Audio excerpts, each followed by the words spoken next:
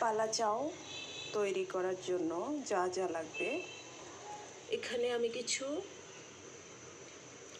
ছোট চিংড়ি ভেজে নিয়েছি। খুবই কুরকুরে ফুরফুরে হয়েছে, এগুলো দেখলে বোঝা যাবে।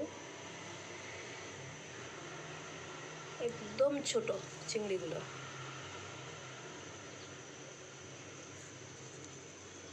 এগুলোকে আমি ভেজে নিয়েছি। এবার এখানে কিছু পেঁয়াজ কুচি করে নিয়েছি, কিছু রসুন কুচি করে নিয়েছি। এগুলোকে এখন ডুবো তেলে ভাজবো। এই যে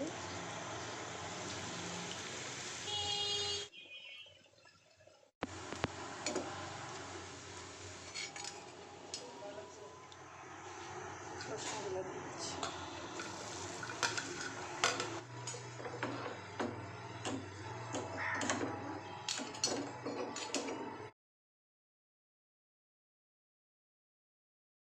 আমার ডালা চাউ তৈরি।